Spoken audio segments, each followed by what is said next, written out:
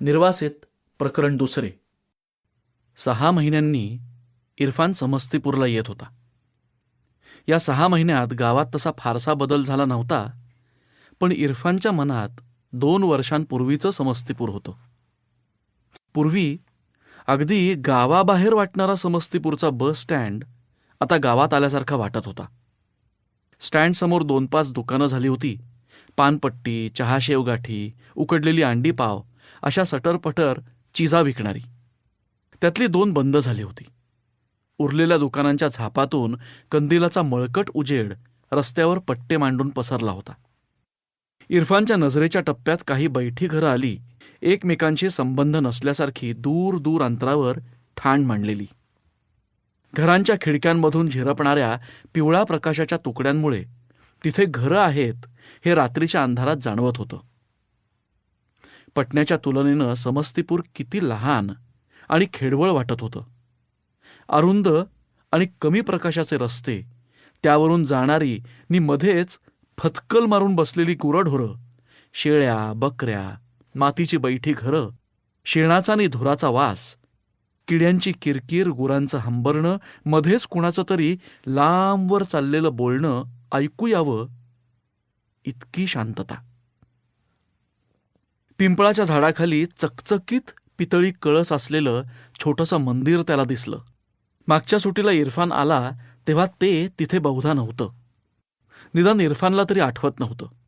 हिंदूंचा कुठलासा देव नव्यानं वस्तीला आलेला दिसत होता. स्टँडपाशीच कोणी दोस्त भेटला तर मुकाट्यानं सामान उचलून इरफानबरोबर चालू पडायचा. आजही थोडं अंतर चालून गेल्यावर मुलाण्याचा शकील भेटला. त्याने इरफानची वळकटी उचलून डोक्यावर घेतली आणि दोघंजण घराच्या रस्त्याला लागले. इरफान आणि शकील शाळेत एका वर्गात होते. मग कधीतरी 4थीत की 5वीत असताना शकीलची शाळा सुटली आणि तो त्याच्या आब्बूंच्या कामात हातभार लावू लागला. गेल्या वेळेला इरफान आला होता तेव्हा शकीलचा निकाह झाल्याचं कळलं होतं. आता तर तो चक्क बाप्या दिसत होता. क्यों भाई, बेबी कैसी है? तुम खुश तो हो? इरफाननं शकीलला विचारलं. शकीलनं हसत मुखानं उत्तर दिलं, इंशाअल्लाह, अल्लाह की दुआ से अच्छा ही है. घरकाम चांगलं करते. अब्बू अम्मी का ख्याल रखती है. अम्मीची और उसकी अच्छी जमती है. शकीलचा हसरा लाजरा चेहरा पाहिल्यावर इरफानच्या डोक्यात प्रकाश पडला. हातातली ट्रंक तिथेच रस्त्यावर ठेवून तो थांबला आणि त्यानं शकीलला विचारलं, क्या भाई, कुछ खुशखबर है? मला चाचा बनवून टाकलंस की काय? अभी तक नहीं, लेकिन आता केव्हा पण माझ्या घरात मेहमान येणार आहे. अरे मुबारक हो. इस खुशी में काहीतरी पार्टी वार्टी झाली पाहिजे. तेरी अम्मी को बोल देना, मी त्यांच्या हातची रोटी करी खायला येणार आहे. भाभीला पण बधाई सांगा. जरूर जरूर बताऊंगा. कडुनिंबाच्या मोठ्या पाराला वळसा घालून गेलं की मुस्लिम मोहल्ला लागायचा. पटण्याहून आल्यावर त्या मोहल्ल्यात शिरलं की घराघरातून शिजणाऱ्या रसोईचे, मसाल्याचे खमंग वास नाकात शिरायचे आणि इरफानची भूक खवळून उठायची. कोणीतरी इरफानला पाहून गप्पा मारायला सरसवायचं. बघता बघता 5-6 टोळकी त्याच्या भोवती जमायचीच. तो घरी पोहोचण्या अगोदरच त्याच्या येण्याची वर्दी घरी पोहोचलेली असायची. यावेळी तर गरमीचा मोसम असल्यानं बऱ्याच घरांसमोर लोक खाटा टाकून गप्पा गोष्टी करीत बसले होते. आजूबाजूला बच्चे कंपनी दंगा करत होती. तरुणांचे अड्डे पेट्रोमॅक्सच्या उजेडात ताश कॅरम खेळत होते.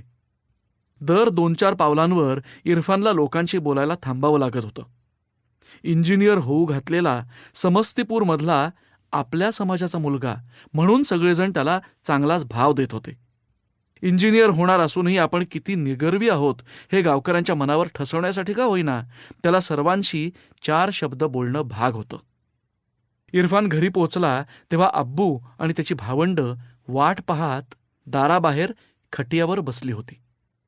अम्मी आणि त्याच्या 2 भाभी आतल्या खोलीत त्याच्या स्वागताला तयार होत्या. मागच्या खोलीत चाललेला मुलींचा गलका घराच्या दारापर्यंत ऐकू येत होता. अब्बूंना पाहिल्याबरोबर इरफाननी हातातली ट्रंक तिथेच ठेवली आणि त्यांना सलाम अलैकुम केलं. 2 भावांना गळामिठी भेटला. अंतर्गृहाकडे पाहत अब्बूंनी जोरात हळी दिली. इंजिनियर साहेब सफर करून दमून आलेत, त्यांच्यासाठी शरबत आणा बरं. सकीना, तुझ्या अम्मीला सांग इरफान आलाय.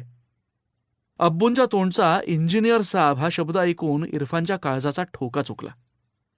आपण या लोकांच्या अपेक्षा पुऱ्या करू शकलो नाही तर काय, असा उदास विचार पुन्हा मनात डोकावला.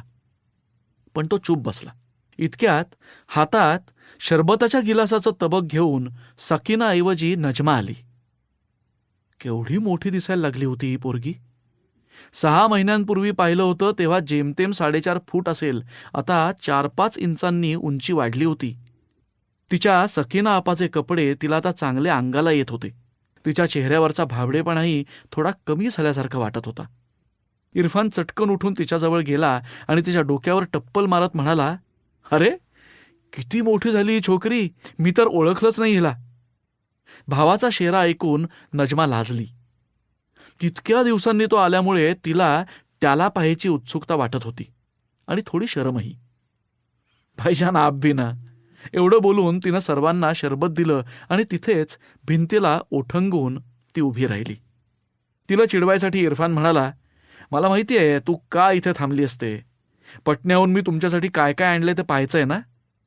काय करणार, यावेळी इम्तिहान झाल्यावर मला फुरसतच मिळाली नाही बाजारात जायला, माहितीये. पुढच्या वेळेला नक्की काहीतरी आणीन. तू काय आणलेस ते पाहायला नाही थांबले मी आता मोठी झालीय, तुला पाहायला थांबलीय. आप थोडे दुबले पतले हुए हैं. तू आता बाबू लोकांसारखा किंवा सिनेमातल्या हिरोसारखा दिसायला लागलायस, नजमा म्हणाली. नजमाच्या बोलण्यावर सर्वजण हसले. शरबताचा गिलास एका घोटात संपवून इरफान उठला. स्वतःबरोबर आणलेलं सामान त्यानं काढायला सुरुवात केली. ट्रंक उघडून आतली मिठाई काढली आणि एव्हाना दारात आलेल्या अम्मीच्या हातात दिली. पाठोपाठ सकीना, मेहर आणि कडेवर मुलांना घेतलेल्या भावजयाही बाहेर आल्या. अम्मीला ऊन, अब्बूंना फर कॅप, बहिणींना रिबिनी आणि चुडिया असं सगळं सामान दिलं. भतीजांसाठी आणलेली रंगीबेरंगी कचकड्याची खेळणी बड्या भाभीकडे दिली. आता बायका मंडळी या वस्तूंमध्ये रमणार असं वाटून रफिकनं बायकांना सूचना केली, अरे तुम्ही या चिजा पाहत बसणार की काय, याला आणि आम्हाला जेवायला घालणार की नाही. किती वाजलेत पाहिलं का, हमें तो भैया बडी भूक लगी है. बडे भाईसाबची चिकाटी संपली आणि ते बीबीकडे गुरकावून पाहत म्हणाले, चलो फटाफट थाली लगाव. बायका आत पळाल्या.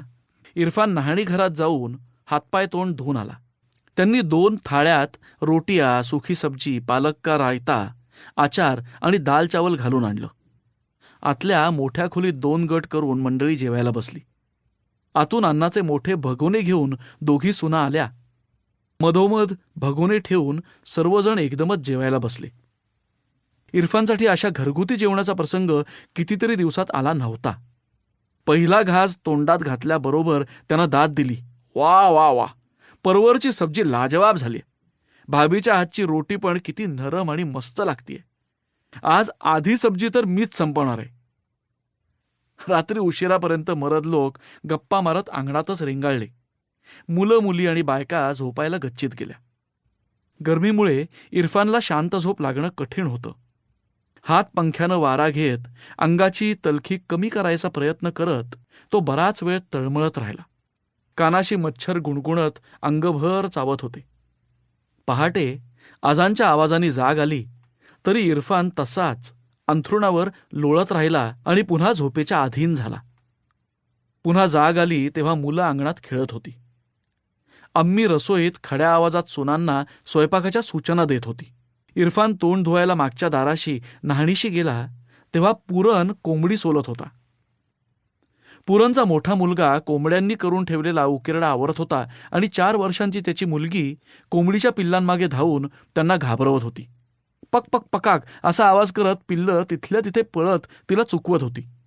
इरफानला पाहताच पुरणनं हातातलं काम थांबवलं. घाईघाईनं झिडपिडत लाचारपणे उठून उभा राहत तो इरफानला म्हणाला, सलाम सलाम छोटे सरकार.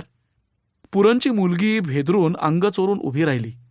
खुराड्याची सफाई करणारा पुरणचा मुलगा, काय बरं त्याचं नाव, सफाईचं काम क्षणभर थांबवून इरफानकडे पाहून हसला. दोघांनी सलाम छोटे सरकार असं पुटपुटत डोक्याशी हात नेला. इरफानला मुलांची नावं आठवत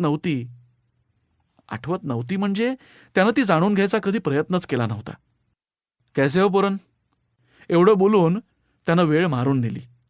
या मुलांची नावं काय आहेत हा प्रश्नच आपल्याला कधी पडला नव्हता हे आज इरफानला प्रथम जाणवलं. आपल्या मनात येऊन सुद्धा आपण या मुलांसाठी काहीही खाऊ आणलेला नाही हे आठवून त्याला जरा वाईटही वाटलं. झटपट दात घासून गमछानं तोंड पुसत इरफान रसोईत गेला. अम्मी चुलीपाशी बसली होती. चुलीवर इलायचीवाल्या चायची ॲल्युमिनियमची किटली उकळत होती. त्याची खुशबू रसोईभर पसरली होती. बडी भाभी सब्जी चिरत होती आणि छोटी भाभी रोट्या लाटत होती. रसोईमधला तो परिचित वास आल्यावर इरफानच्या पोटात भूक खवळली. आम्ही म्हणाली, बेटा, सकीनाला तुझे मास्टरजी भेटले होते. ते तुझी पूछताछ करत होते. नाश्ता करून झाला की त्यांच्याकडे जाऊन ये बरं. त्यांची दुआ तुझ्या पाठीशी हवी बाबा. अम्मीच्या डोळ्यात कौतुक आणि त्याच्याविषयीच्या आकांक्षा इरफानला स्पष्ट वाचता आल्या. कोणते मास्टरजी? यादव सर की गुप्ता सर? गुप्ता सरांनीच आपल्याला बोलावलं असणार हे माहीत असूनही त्यानं उगीच विचारलं, थोडा वेळ काढूपणा करण्यासाठी. अरे तेच ते, नेहमी तुझी खबरबात विचारत असतात ते गुप्ता सर. ते हमेशा तुझी तारीफ करतात. बडा होनहार बेटा है असं म्हणतात. जाऊन ये बरं त्यांच्याकडे. गरमागरम रोटी आणि सब्जीचा नाश्ता झाल्यावर इरफाननं आरामात आंघोळ केली. 2-4 दिवस त्याला नुसता आराम करायचा होता. गुप्ता सरांना किंवा त्याच्या परीक्षेविषयी चौकशी करतील अशा कोणालाच त्याला भेटायचं नव्हतं. त्याला त्या चर्चा नको होत्या. आम्ही अगं इतकी जल्दी काय आहे? मी आत्ता कुठेही जाणार नाही. घरात बसून तुमच्या सर्वांबरोबर वेळ घालवणार आहे बस. शेवटचं वाक्य ऐकलं की आम्ही खुश होणार आणि आपल्या मागे जाण्याचा लकडा ती लावणार नाही हे इरफानला ठाऊक होतं आणि तसंच झालं. पुढचे 8 दिवस इरफान त्याच्या गोतावळ्यात मनसोक्त रमला. नंतर त्याचाही कंटाळा यायला लागला तेव्हा गावातून फेरफटका मारायला निघाला. शाळेतल्या दोस्तांना भेटावं म्हणून तो घराबाहेर पडला, पण समोरून नेमके गुप्ता सर आले. इरफाननी त्यांना कमरेत झुकून नम्रपणे अभिवादन केलं. खुललेल्या चेहऱ्यानं ते म्हणाले, अरे इरफान, भेटायला ये असा तुला संदेश पाठवला होता मी. मुझे लगा की शहराची हवा लागले की काय तुला. नाही मास्टरजी, मी आज उद्या म्हणजे येणारच होतो तुमच्याकडे. तुमच्याकडून मशवरा हवाय. पुढचे बेट ठरवायचेत मला. पण घरच्या लोकांना थोडा वेळ द्यायला हवा ना, नाहीतर ते नाराज होतील असं इरफान म्हणाला. 2 किताब तुला द्यायला काढून ठेवलेत. अरे आपल्या गावात किताबं वाचणारी माणसं थोडी आहेत म्हणून तुझी वाट पाहत होतो. गुप्ता सरांनी तारीफ केल्यामुळे इरफानला जरा बरं वाटलं. लाजवट सुरात तो म्हणाला, नाही सर, उद्या येतो तुमच्या घरी. आज दोस्तांना भेटायचं ठरलंय, ते माझा इंतजार करत असतील. 10:30-11 वाजता ये बरं. दुसऱ्या दिवशी नाश्ता झाल्यावर इरफान मास्टरजींकडे गेला तेव्हा ते त्याची वाट पाहत होते. त्यांचं घर लहान होतं. त्यातल्या एका खोलीला ते बैठकीची खोली म्हणायचे, पण तीही लहानच होती.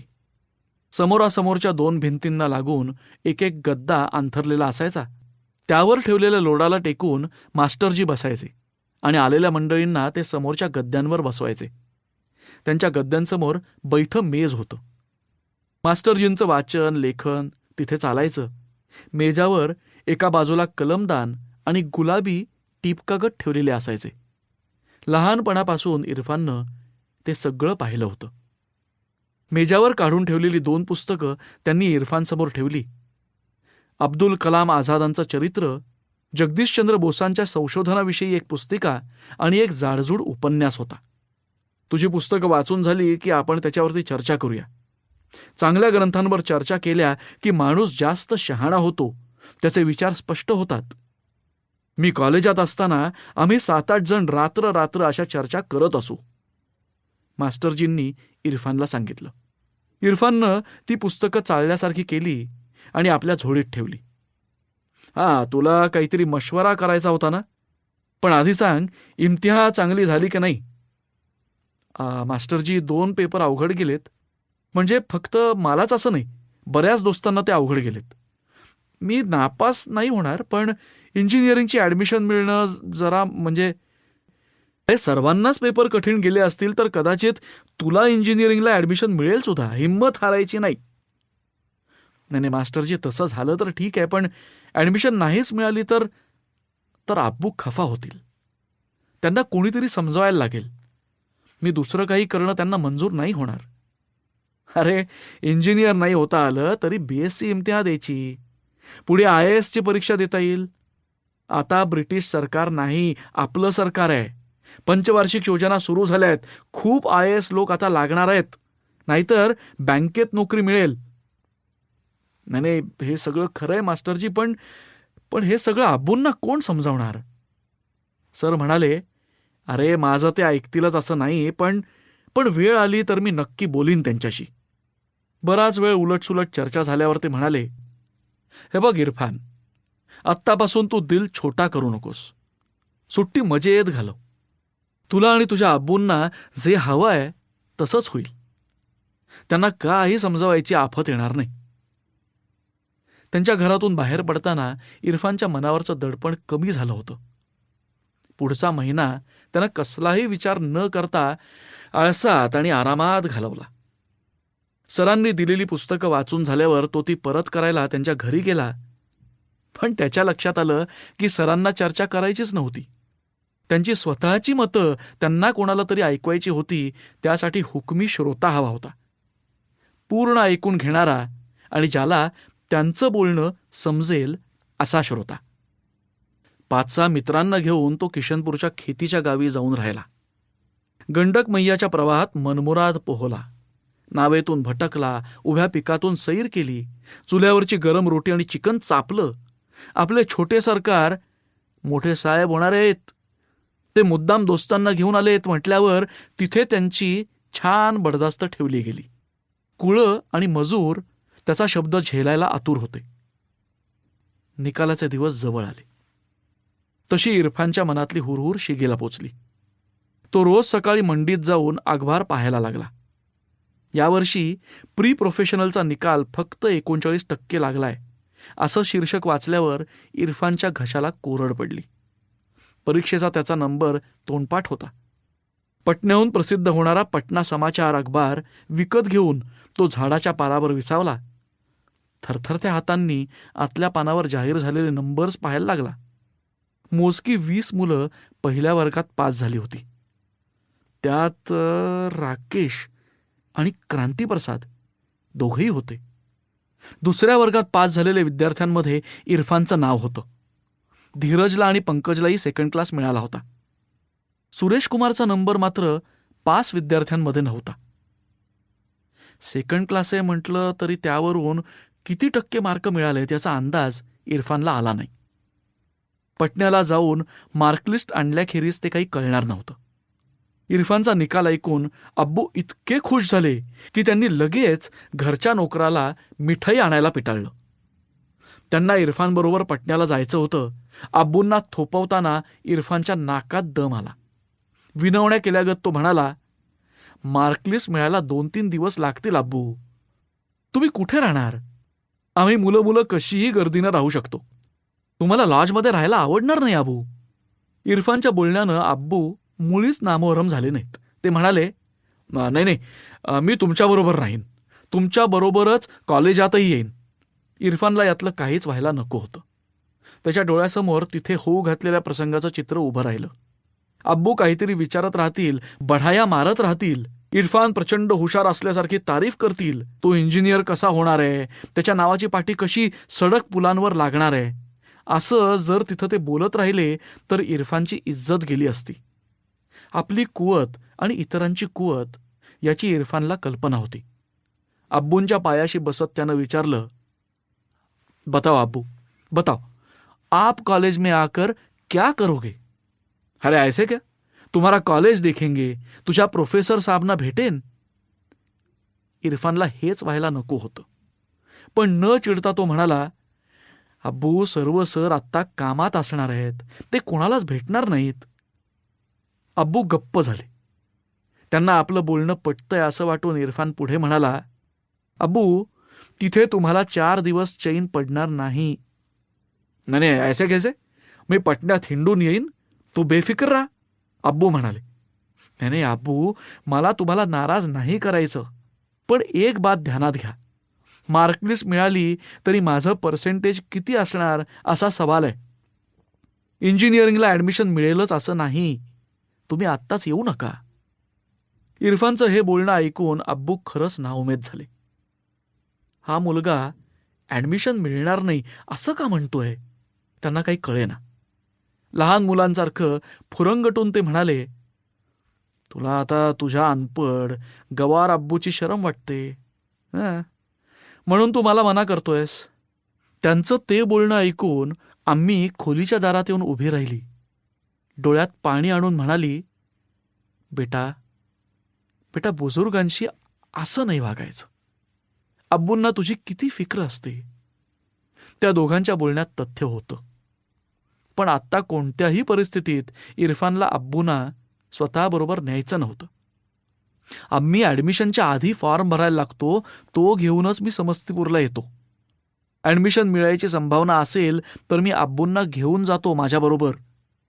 मला त्यांचा अभिमान वाटतो आम्ही, आणि हे तुम्हाला दोघांना माहिती आहे. इन्शाल्लाह त्यांच्यामुळे आणि त्यांच्याचसाठी मी कॉलेजात गेलो, पुढेही मी शिकणार आहे. पुढची सगळी नौटंकी टाळण्यात आणि बडे भाईसाहेब त्यात पडण्याआधी त्यांनी आगीत तेल ओतण्यापूर्वी चर्चा थांबवण्यात इरफानला यश आलं. रफिकनी हे बोलणं ऐकलं असतं तर त्यानंही अब्बूंना आणखी चिथवलं असतं. ते सगळं टळलं. दुपारच्या खाजगी बसनी तो पटण्याला जायला निघाला. तेव्हा तो परीक्षेत अव्वल नंबर्सनी पास झाला हे अख्ख्या गावाला माहीत झालं होतं. सेकंड क्लासचे मार्क म्हणजे काही अव्वल वर्ग नसतो. त्यात काही कमी जास्त प्रमाण असतं. यातलं काहीही कोणाच्याही गावी नव्हतं. गावातले लोक मुबारक इरफान असं म्हणत होते, तेव्हा इरफानला अभिमानापेक्षा अब्बूंची आणि आपली टिंगल होईल याची भीतीच जास्त वाटत होती. पटण्याला पोचेपर्यंत चांगलंच अंधारून आलं होतं. शहराचे लुकलुकणारे दिवे आणि परिचित खुणा दिसल्या तेव्हा मायघरी परत आल्याचा आनंद इरफानला झाला. तिथल्या शहरी आयुष्याला तो सरावायला चटवायला लागल्याचं ते लक्षण होतं. पटना स्टँडवर तो उतरला तेव्हा क्रांतिकुमारही नुकताच पोहोचला होता. त्याला पाहून इरफानला बरं वाटलं. दोघं मिळून कुठल्या तरी लॉजमध्ये पथारी टाकू शकले असते. इरफाननं त्याला हाक दिली आणि म्हणाला, क्रांतिकुमार, तुला फर्स्ट क्लास मिळालाय ना? कॉंग्रॅच्युलेशन्स यार, तुझी इंजिनिअरिंगची ॲडमिशन पक्की झाली. अरे हो रे, थँक्स. अगदी फर्स्ट क्लासवाली मुलं सुद्धा सगळीजणं इंजिनिअरिंगला गेली ना तरी माझी ॲडमिशन चुकणार नाही. हर साल 45 सीट्स असतात म्हणे. तुला सेकंड क्लास मिळालाय म्हणजे तुलाही ॲडमिशन मिळू शकेल. देखते हैं यार आगे क्या होता है. क्रांतिकुमार म्हणला, एकदा मार्कलिस्ट मिळाली की समजेल, मग बघूया कोण काय कुठे कशाला ॲडमिशन घेता येते. अरे एक बात पक्की है, आता आपण एकमेकांपासून पांगणार. सुरेश एकटाच मागं राहिला ना. त्याला पेपर्स कठीण गेले होते तरी तो फेल होईल असं वाटलं नव्हतं. खरं यार, माझ्याकडे तो अनेकदा शंका हल करायला यायचा. त्यानं कष्ट पण घेतले होते. पण त्याची बदकिस्मत, दुसरं काय म्हणणार. आपापले डबे काढून कॉलेज जवळच्या लॉजवर ते जेवले. तोवर धीरज, राकेश आणि पंकज त्यांच्या त्यांच्या बसच्या वेळेप्रमाणे येऊन धडकले. गप्पा गोष्टीत अख्खी रात्र सरली. राकेशला 65% मार्क होते आणि तो मेरिट लिस्टमध्ये होता. धीरजला 55%, पंकजला 56% आणि इरफानला 48% मार्क होते. प्रत्यक्ष मार्कलिस्ट 2 दिवसांनी हातात मिळणार होती. 48% इंजिनिअरिंगला ॲडमिशन मिळणं जरा मुश्किल होतं.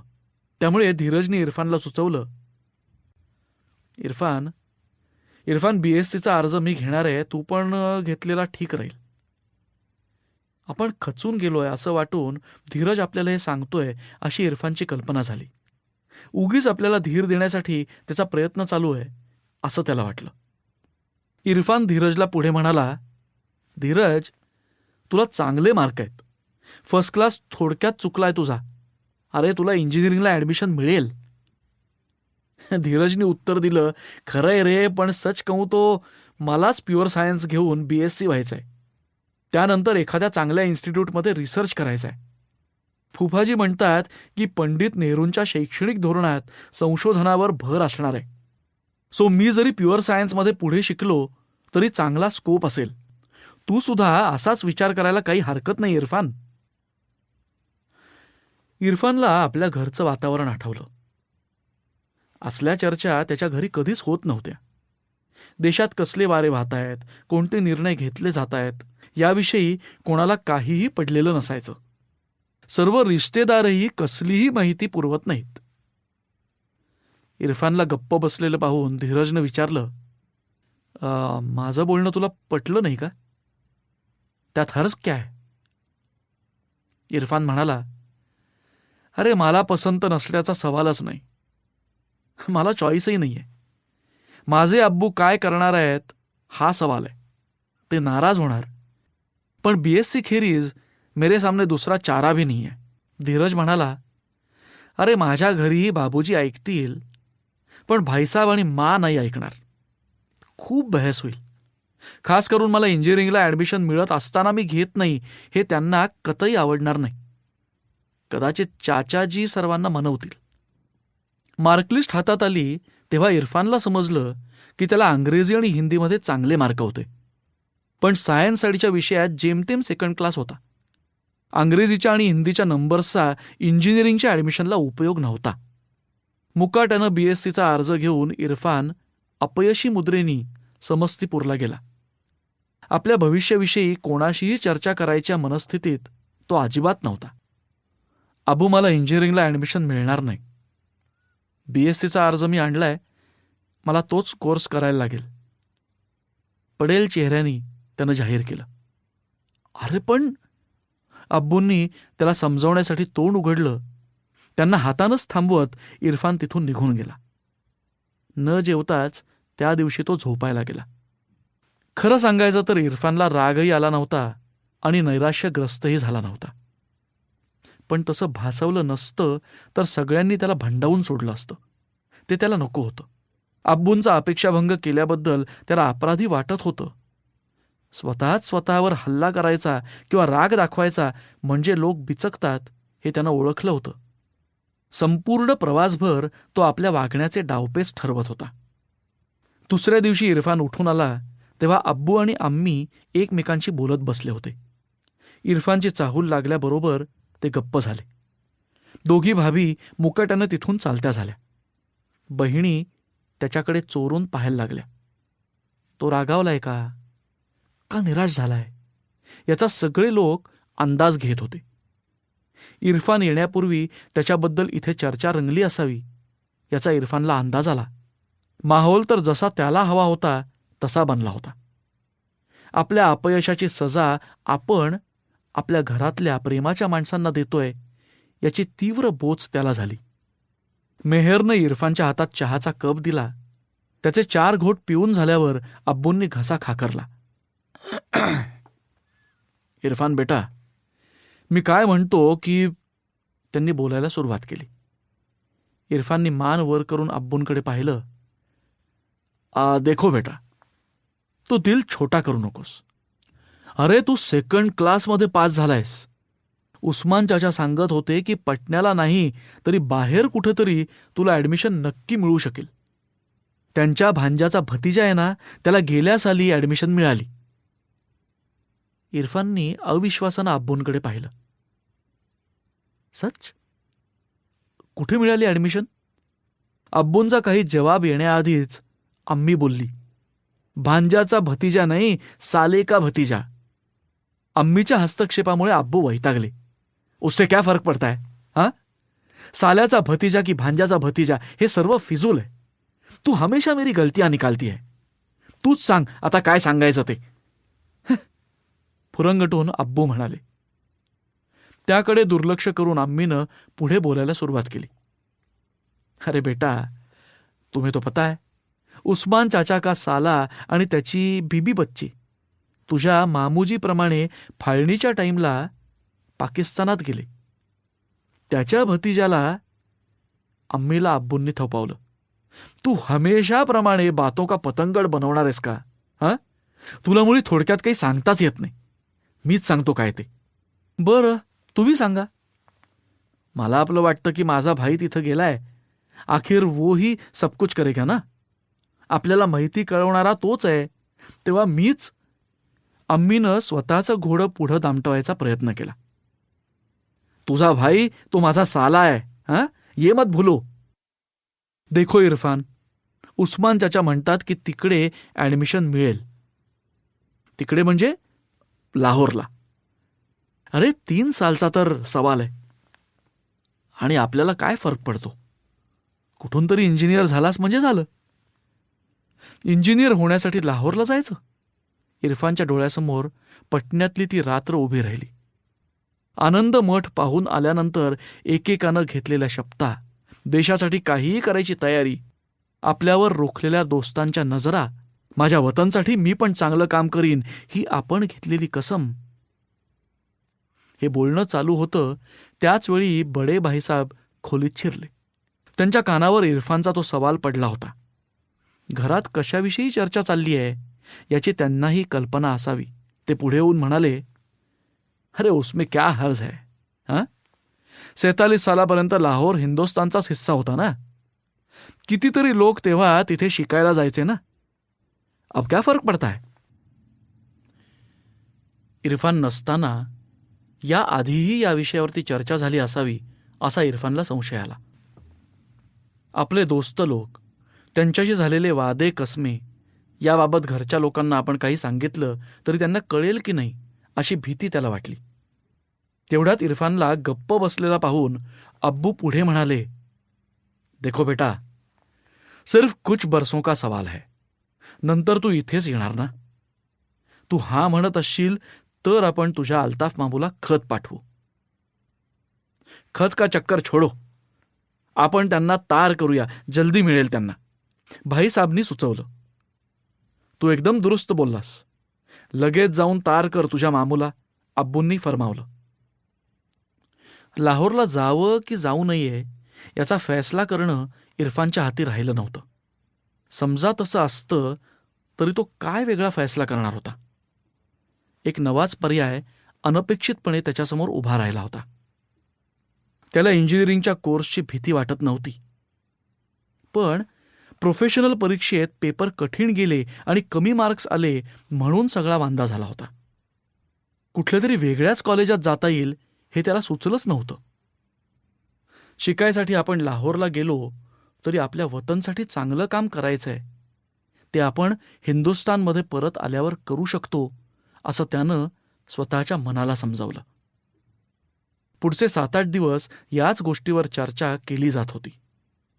एव्हाना त्याच्या न ठरलेल्या बेताची खबर पूर्ण समस्तीपूर भर पसरली. याला कारण त्याचे अब्बूच होते. 8व्या दिवशी मामूची तार आली. आपला भाचा लाहोरला येतोय म्हटल्यावर त्यांना आनंद झाला होता. लाहोरच्या घरापासनं इंजिनिअरिंग कॉलेज फारसं दूर नव्हतं असं त्यांनी कळवलं होतं. कॉलेजविषयी चौकशी करून ते कळवणार होते. येणाऱ्या बृहस्पतिवाराला ते समस्तीपूरच्या पोस्टात फोन करणार होते. कशात काहीही नसताना इरफान इंजिनियर व्हायला लाहोरला निघाला अशी खबर समस्तीपूरमध्ये पसरली. शाळेतल्या दोस्तांना भेटायला निघालेल्या इरफानला नेमके गुप्ता सर वाटेत भेटले. त्यांच्यापर्यंत ही खबर पोहोचली होती. त्यांनी विचारलं, इरफान क्या सुन रहा हूं मैं? तू लाहोरला चाललायस म्हणे. इरफान देशविरोधी कारवाई करत असल्याप्रमाणे त्यांच्या आवाजात नाराजी डोकावत होती. नाही गुप्ता सर, 3 बरसों के लिए बस. म्हणजे कायमचा नाही. मी इकडेच तर वापस येणार आहे ना. इरफाननं बचावात्मक पवित्रा घेतला. परवा घरी ये माझ्या, तुझ्याशी जरा बोलायचंय, गुप्ता सर म्हणाले. ठीक आहे सर, परवा दोपहरला येतो. एव्हाना त्याच्या मनानं स्वतःसाठी आणि गरज पडल्यास धीरजला सांगण्यासाठी खूप छान समर्थनं मनाशी तयार केली होती. ती सर्व समर्थनं सरांना ऐकवावी असं त्याच्या मनात आलं. इरफाननी सरांना त्यांच्या घरी जायचं कबूल केलं होतं, पण त्याला ते जमलं नाही. पंचकृषीतल्या वस्तीवाड्यातून राहणारी रिश्तेदार मंडळी भेटायला यायला लागली होती. कोणाचे रिश्तेदार बटवारा झाला तेव्हा सीमा ओलांडून पाकिस्तानात गेले होते. इरफान तिकडे जाणार याची कुणकुण लागल्यावर खुशाली कळवायला, बरोबर मिठाई वगैरे द्यायला लोकांची भीड झाली. अशा रीतीनं हळूहळू वातावरण निर्मिती होत होती. मामूजींशी फोनवर बोलायला इरफान, त्याच्यावरचा भाई रफिक आणि आम्ही बृहस्पतिवारी पोस्ट ऑफिसमध्ये गेले. जवळजवळ अर्धा तास थांबल्यानंतर मामूचा फोन आला. फोनवरचं बोलणं तुटक तुटक आणि अस्पष्ट ऐकू येत होतं. खरखरी बरीच होती. बराच वेळ दोन्ही बाजूंनी हॅलो हॅलो एवढंच बोललं आणि ऐकलं जात होतं. त्या खरखरीतून जे संभाषण झालं ते असं, हेलो हेलो, सुन रहे हो ना, मैं मामू बोल रहा हूं. अरे मुबारक हो बेटा, बेटा तुम्हारा हो गया. सलाम अलैकुम मामूजी, तुम्ही कसे आहात? मामूनी कशा आहेत? आणि बच्चे? हॅलो हॅलो मामूजी, ठीक ऐकू येत नाहीये. मामूजी, वालेकुम सलाम बेटा, बेटा तुम्हारा काम गया. तुला लाहोरच्या ऍडमिशन मिळतीये. फीस पण ज्यादा नहीं, सिर्फ एक शर्त है, एक शर्त रखी है, लेकिन हम इधर है ना. हॅलो.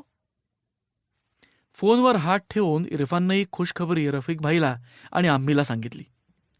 ते दोघं खुश झाले. आता आम्मीला तिच्या भावाशी बोलायचं होतं. तिनं इरफानच्या पाठीमागे तसा लकडा लावला, पण कामाचं बोलणं पूर्ण झाल्याखेरीज इरफान फोन देणार नव्हता. मामूजी हॅलो हॅलो, शर्त कसली? मामूजी शर्त कस? नाही, ठीक ऐकू येत नाहीये मामूजी. डोनेशन वगैरे मांग रहे क्या? हॅलो. नाही इरफान, डोनेशन नाही. मी तुम्हाला खत पाठवलंय. हॅलो, खत पाठवलंय, उसमें सब कुछ लिखा है. तुझ्या आम्मीला फोन दे जरा. इतका वेळ बोलूनही अटीबाबतची महत्वाची माहिती इरफानला कळली नव्हती. तरी नाईलाजानं इरफाननं आम्मीकडे फोन दिला. मग आम्मी आणि रफिक दोघंही खरखराटात मोडकं तोडकं बोलले. घरी येताना एखादा गड किल्ला सर केल्याच्या विजयी मनस्थितीत ते होते. आता इरफान केव्हाही परदेशी जाणार अशा आविर्भावात त्या दिवसापासून घरी गडबड सुरू झाली. 3 वर्षांसाठी एकूण खर्च किती येईल याचा कोणालाच अंदाज नव्हता. सध्या तरी 1 वर्षाची सोय करणं निकडीचं होतं. अब्बूंनी बडे भाईंना हाताशी धरून पैशाची जमवाजमव सुरू केली.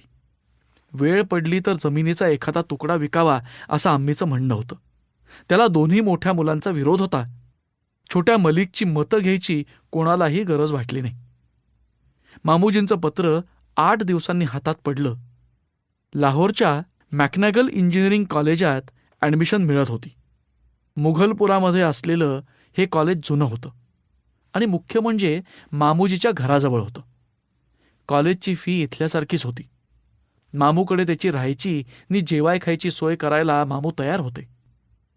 जर पाकिस्तानातल्या कॉलेजातून इंजिनियर झालं तर पाकिस्तानातच कायम राहायला हवं, अशी कॉलेजची शर्त होती. थोडक्यात इंजिनियर झाल्यावर इरफानला तिथेच पाकिस्तानात स्थायिक व्हावं लागलं असतं. मनाने केव्हाच तिथे जाऊन पोहोचलेल्या इरफानला या कारणासाठी माघार घेणं आता अवघड वाटायला लागलं. पण आपला देश सोडून कायमचं पाकिस्तानात जायला त्याचं मन तयार होईना. पुन्हा एकदा घरच्या पुरुष मंडळींची खलबतं सुरू झाली. मुलगा कायमचा दूर जाणार याची अब्बूंना काळजी वाटत होती, पण माघार घ्यायची त्यांची तयारी नव्हती. त्यांनी बडे भाईसाहेबांना मत विचारलं. सुनो तो, आत्ता पाकिस्तानात गेला तर कधीच वापस येऊ शकणार नाही. आपण सुद्धा त्याच्याकडे कधी जाऊ शकू पता नाही. तिथे जाण्यामध्ये त्याची भलाई असेल तर म्हणजे त्यानं काय करावं असं तुला वाटतं रसूल? कोणत्याही महत्वाच्या प्रश्नाला उत्तर देण्याची वेळ आली की बडे भाईंना दाढी कुरवाळ्याची सवय होती. तसं केल्यानं आपण विद्वान दिसतो अशी त्यांची समजूत असावी. ऐसा है की अगर उसकी तरक्की तिथे असेल तर आपण त्याला रोखता कामा नये अबू. कितीतरी बिहारी मुस्लिम तिथं गेलेत. तो काही तिथं एकटा असणार नाही. त्याच्याकडे ध्यान द्यायला मामू पण आहेत. रफिकनं त्याचं मत सांगितलं. नाही, मला त्याच्या वाचून चैन नाही पडणार. बडेभाई गंभीर आवाजात म्हणाले. रफिक इरफान गेल्यावर मला सुद्धा चैन पडणार नाहीये. त्याची याद येईलच, पण आपल्याला इतकं भावूक होऊन चालणार नाही. त्याची तरक्की आणि त्याचं ख्वाब महत्वाचं आहे. अब्बूंनी याला मान डोलवली. पुढे रफिक म्हणाला, पण भाईजान, इथे राहूनही इरफानला तरक्की करता येईल की? तो शिकलेला आहे आणखी 2 वर्ष पटण्याच्या कॉलेजात शिकला तर चांगली तनखा मिळणारी नोकरी त्याला नक्की मिळेल. तो आपल्या जवळही राहील. या विषयावर तिघांमध्ये थोडा वेळ चर्चा झाली, थोडे वादही झाले.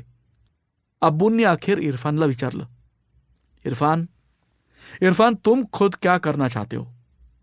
म्हणजे बेटा तुझी राय काय आहे? इरफाननी सर्वांवरून नजर फिरवली. सगळेजण त्याच्याकडे पाहत होते. रफिकच्या म्हणण्यात तथ्य होतं. हिंदुस्थानात राहून तरक्कीला किती वाव आहे ते इरफानला त्याच्या दोस्तांकडून थोडंफार कळलं होतं. इंजिनियर झालं नाही तरी पुष्कळ काहीतरी करता येईल असं धीरजचं मत होतं. स्वतःला ॲडमिशन मिळत असताना धीरज आणि राकेश इंजिनियर होणार नव्हते.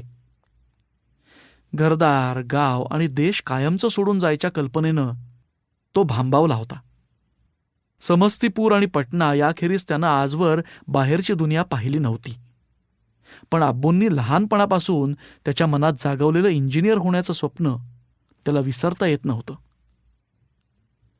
इरफान म्हणाला, देखो तुम्हाला सोडून जायला मला दुःख होईल, पण आम्ही अब्बूचं ख्वाब पुरं करायला मला जास्त आवडेल. माझी तरक्की झाली की मी अब्बूंना पैसे पाठवू शकीन. तुम्हाला सगळ्यांना पैसे पाठवीन. माझ्या कर्तव्याचा मला एहसास आहे. मला तुमची आठवण येईल. पण बोलता बोलता त्याचा गळा दाटून आला.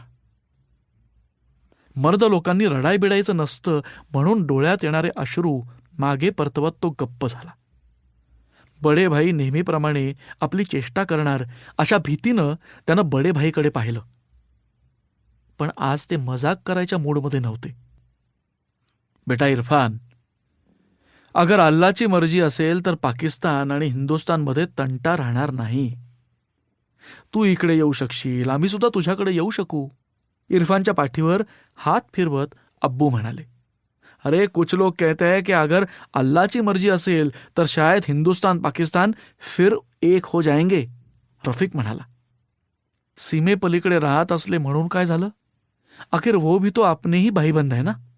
अम्मीनं तिचं मत सांगितलं. रसूल, रफिक आणि अम्मी तिघही साथ देतायत म्हटल्यावर अब्बू बोलले,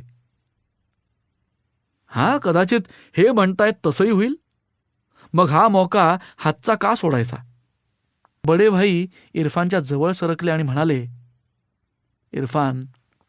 इरफान सगळ्या भावंडांमध्ये तू हुशार आहेस. आम्ही कोणीही तुझ्या इतके शिकलो नाही, यापुढे शिकणार नाही. तुला तुझ्या पढाईचा, हुशारीचा फायदा मिळायला हवा. आम्ही तुझ्या मार्गात येता कामा नये. खेतीबाडीचा आम्ही पाहून घेऊ, अब्बू आम्मींची देखभाल करू. तू बेफिक्र होऊन जा. इरफानच्या खांद्यावर हात लपेटून भाईसाहेबनी त्याला जवळ घेतलं. भाईसाहेब नुसते टिंगल टवाळी करणार, कोणत्याच विषयावर विचारपूर्वक बोलणार नाहीत असं आत्तापर्यंत इरफानला वाटत आलं होतं. आपल्याविषयी त्यांच्या मनात असलेलं प्रेम आपल्याला आजवर समजू शकलं नाही. भाईसाहेबांना ओळखण्यात आपण कमी पडलो असं इरफानला जाणवलं. उलटसुलट भावनांनी त्याचं मन भरून आलं. मलिक कधी फारसं बोलायचा नाही आणि त्याला कोणी त्याचं मत विचारायचंही नाही. आजही त्यानं नुसते खांदे उडवले.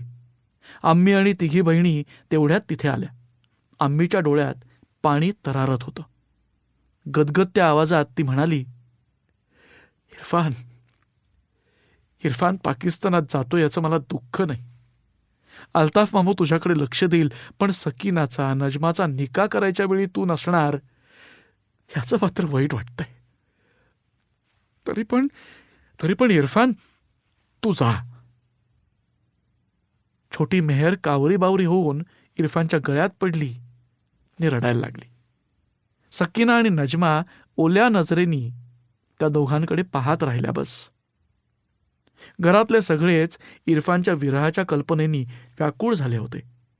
रडणाऱ्या अम्मीला मिठीत घेत इरफाननं समजावलं, बहिणींना चुचकारलं. इरफानचा निर्णय झाला होता. आता धीरजकडे जाऊन सल्लामसलत करण्यात मतलब नव्हता. पुढचे काही दिवस जाण्याची तयारी करण्यात गेले. कपडे, पुस्तकं, वह्या, मामूसाठी खाद्यपदार्थ यांची जमवाजमव सुरू झाली. रिश्तेदारांकडे जाऊन मेजवान्या जोडणं सुरू झालं. दिल्लीपर्यंत एकट्या इरफानने जावं की त्याच्याबरोबर कुणी जावं यावर बराच खल झाला. दिल्लीला जाऊन पाकिस्तानात जाण्यासाठी परवाना काढावा लागणार होता. कोणालाच या असल्या गोष्टींचा अनुभव नव्हता. दिल्लीमध्ये इथल्या अशिक्षित लोकांचा काहीच उपयोग झाला नसता. पण देश सोडताना घरचं कोणीतरी बरोबर असलं तर इरफानला बरं वाटणार होतं. अखेर मलिकनं बरोबर जावं असं ठरलं. कधीतरी निवांत क्षणी त्याला पटण्यातल्या दोस्तांची, त्यांच्याबरोबरच्या चर्चांची आठवण यायची, पण ती तो बळेच डोक्यातून काढून टाकायचा. आता इथून पुढे आपलं आयुष्य बदलणार आहे हे त्याला कळत होतं. देश का नमक, देशासाठी त्याग असल्या भावुकतेला आणि आदर्शवादाला त्याच्या नव्या आयुष्यात जागाच असणार नव्हती. कोवळ्या अननुभवी वयात पाहिलेलं ते एक भाबडं वेडं स्वप्न होतं. दिल्लीला जायच्या निघायच्या 2 दिवस आधीची गोष्ट. समस्तीपूरच्या दोस्तांनी पार्टी ठरवली होती. इरफानला घरी यायला बरीच रात्र झाली. घरात सर्वजण झोपी गेलेत असं त्याला वाटत होतं. कोणाची झोपमोड व्हायला नको म्हणून त्यानं सलमाला घराच्या मागच्या दाराची कडी घालू नकोस असं सांगितलं होतं. दार हळूच उघडून हलक्या पावलांनी तो घरात शिरला. पाण्याचा लोटा घेण्यासाठी इरफान रसोईकडे निघाला तर भाईसाबच्या खोलीमधून कोणाच्या तरी बोलण्याचा आवाज येत होता. त्यांच्या बोलण्यात स्वतःचं नाव ऐकून इरफान दाराशी थबकला. कितना पैसा खर्च होगा इरफान की पढाई के लिए? ते बरं तुमच्या अब्बूंना चालतं. हां, आम्ही नुसती नवी चुन्नी घ्यायची म्हटली तरी बुड्ढा ऐकत नाही. सच की नाही फातिमा? बडी भाभी मधल्या भाभीशी बोलत होती. म्हणजे मधली भाभी आणि रफिक भाई पण तिथे होते खोलीत. नाही तो क्या? साध्या मेला चुड्या घ्यायचं झालं तरी आम्मीला विचारा, अब्बूंची इजाजत घ्या. छोट्या नणंदांना सोडून तर काही शोक करता येत नाहीत. आपले दोघींचे मिया हे असे. मधली भाभी धुसफुसली. मोठ्या भाभीचा राग अजूनही आवरला नव्हता. ती बोलत सोडली, माझ्यासमोर तुम्ही शेर असता पण अब्बूंपाशी शेळी बकरी होऊन जाता. इरफानचं जाणं तुम्ही का नाही थांबवलंत? भाभीच्या चिडक्या सवालाला उत्तर देताना बडे भाईसाब जोरात हसले. तुला वाटतो तेवढा तुझा शोहर निकम्मा नाही. तुला एक गोष्ट समजत नाही. खेतीबाडी आणि जमीन गढीचा एक हिस्सेदार आपणहून निघून जातोय. हा सौदा घाटे का नाही. उद्या याची बीबी बच्ची इथेच राहिली असते तर सोच लो. या अल्ला, हे तर माझ्या दिमागमध्ये आलंच नाही. आता भाभीच्या आवाजात नवऱ्याविषयी कौतुक ओसंडत होतं. रफिकला दमात घेत बडे भाई म्हणाले, रफिक, काल तू कशाला इरफानला थांबवत होतास रे? मी तुला नजरेनं इशारा करत होतो पण तुझं लक्ष नव्हतं. इंशाल्लाह इरफाननं तुझं ऐकलं नाही. अरे मुझे क्या पता आपके दिमाग में क्या खिचडी पक रही है. मला वाटलं की. रफिक भाई बोलला, माझे मिया तर एकदम साधे सीधे हैं. त्यांनाही हेराफेरी समजत नाही. तभी तो. मधली भाभी कौतुकानं म्हणाली. इरफानला पुढचं काहीही ऐकायचं नव्हतं. त्याच्या तोंडात कडवट चव आली. सख्ख्या भावंडांच्या स्वार्थीपणाची झलक त्याला अचानकच दिसली होती. देश सोडून जाताना वाटणारी अपराधाची बोच कमी व्हायला या प्रसंगाने मदत झाली. झाल्या गोष्टीची इरफाननं कोणालाही ओळख दिली नाही. समस्तीपूरहून पटना, पटण्याहून दिल्लीत 2 दिवस मुक्काम करून वकिलात इथलं काम करून परवाना काढून तो अमृतसर मार्गे लाहोरला जाणार होता. कसं यायचं याविषयी मामोजींनी तपशीलवार कळवलं होतं. एकदा का दिल्लीच्या अफसरनी हिरवा बावटा दाखवला की पुढे सगळ्या गोष्टी सोप्या होत्या. सर्वांचा निरोप घेऊन इरफान आणि मलिक पटण्याहून दिल्लीला जायला स्टेशनवर गेले तेव्हा इरफानच्या पाठीवर कुणाची तरी थाप पडली. मागे वळून पाहिलं तर धीरज होता. सेक्रेटेरिएटमधल्या चाचाजींना भेटायला तोही दिल्लीला निघाला होता. इरफानला पाहून धीरजला आनंद झाला. तोही दिल्लीलाच जायला निघालाय हे ऐकून तर आपला प्रवास चांगला होणार असंच त्याला वाटलं. इरफानला मात्र अपराध्यागत वाटत होतं. पाकिस्तानात स्थायिक व्हायला आपण जातोय हे धीरजला कसं सांगावं ते काही त्याला कळत नव्हतं. गाडीत चढून स्थिरावल्यावर स्वतःच्या बेताविषयी आपण धीरजला सांगू असं इरफाननं ठरवलं. पण धीरजला स्वतःची घुटण सांगायची घाई झाली होती. धीरज म्हणाला, अरे यार, पापाजी माझं ऐकूनच घ्यायला तयार नाहीत. मी इंजिनियरच व्हावं असा त्यांचा हट्ट आहे. आता मी चाचाजींशी बोलायला दिल्लीला चाललोय. चाचाजी पापाजींना पटवतील, लेकिन मला खात्री नाहीये काय होणार आहे याची. बराच वेळ स्वतःच्या घरात झालेल्या वादाविषयी सांगून झाल्यावर धीरजने एक उसासा टाकला आणि विचारलं, अरे मेरा छोडो यार, तुम्हारा क्या हुआ? तू पटना कॉलेजला ॲडमिशन घेतलीस का नाही? इरफानचा चेहरा कावराबावरा झाला. धीरजची नजर चुकवत तो म्हणाला, नाही घेतली.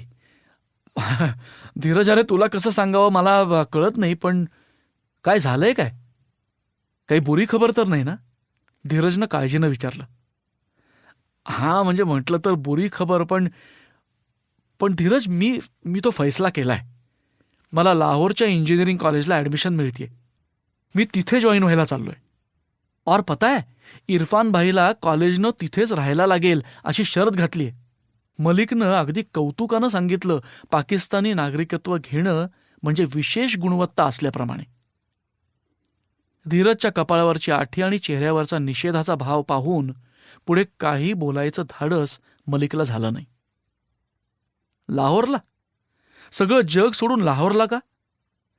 अरे इरफान, माझा विश्वासच बसत नाहीये. पडेल आवाजात पण उसनं अवसान आणून इरफाननी सांगितलं, अरे ते कॉलेज जुनं आणि चांगलं समजलं जातं. जादा पैसे न देता मला तिथे ॲडमिशन मिळते ना. अरे पण आत्ता तुझा भाऊ काय म्हणत होता? कसली शर्त? डोनेशन? नाही, ते धीरज, अरे ते डोनेशन नाही घेणार माझ्याकडून, पण मला पाकिस्तानी नागरिक व्हावं लागणार आहे.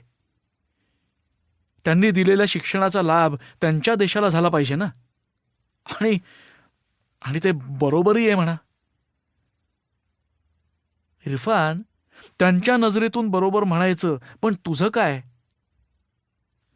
जाऊ दे, मी कशाला बोलू? याविषयी आपलं बोलणं झालंय. तू फैसला केलायस म्हणजे पुरा विचार केला असणार. मला मात्र ते पटत नाहीये. तुला कदाचित पुढे कधीतरी तुझ्या फैसल्याचा पछतावा होईल.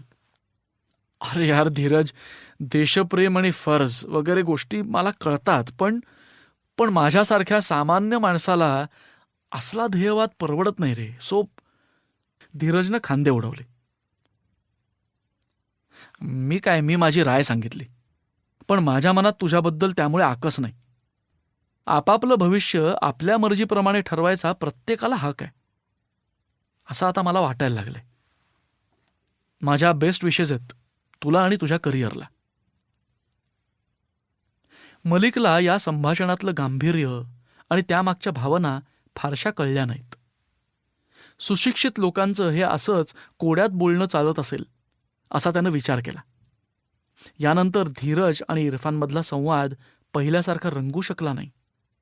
रात्रीचा प्रवास असल्यानं बराच वेळ झोपेत जाणार होता याचं दोघांनाही बरं वाटलं.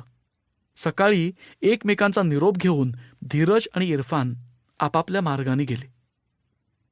पाकिस्तानी वकिलातीत खूप उत्साहवर्धक अनुभव आला नाही. तिथले ते पंजाबी अधिकारी फारच गुरमीत वागत होते.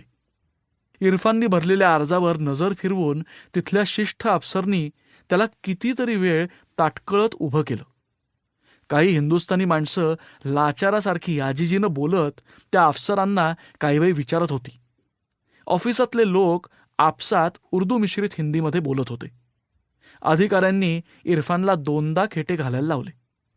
तिसऱ्या दिवशी सरहद ओलांडून जायचा परवाना त्याला मिळाला तेव्हा त्यानं सुटकेचा निश्वास टाकला. पण ही तर पुढे होऊ घातलेल्या अनेक घटनांची नुसती झलक होती याची मात्र त्याला कल्पना आली नाही. मलिक अमृतसरपर्यंत इरफानबरोबर गेला. दुपारी अमृतसरच्या स्टँडवर मलिकचा निरोप घेताना इरफान म्हणाला, मलिक तू पढाई सोडू नको. मॅट्रिक होऊन माझ्यासारखा पटण्याच्या कॉलेजात जा, पुढे शिक. क्षणभर त्यानं मलिकला मिठीत घेतलं आणि तो लाहोरला जाणाऱ्या बसमध्ये चढला. बसमध्ये 5-25 माणसं होती. हात हलवणाऱ्या मलिकची आकृती इरफानच्या ओलावल्या डोळ्यांना हळूहळू बारीक होताना दिसली. अखेर दिसेनाशी झाली. श्रोते हो, डॉक्टर अनघा केसकर लिखित निर्वासित या कादंबरीचा हा भाग इथेच संपला. पुढचा भाग ऐकण्यासाठी उद्या भेटूयात. तोपर्यंत नमस्कार श्रोते हो.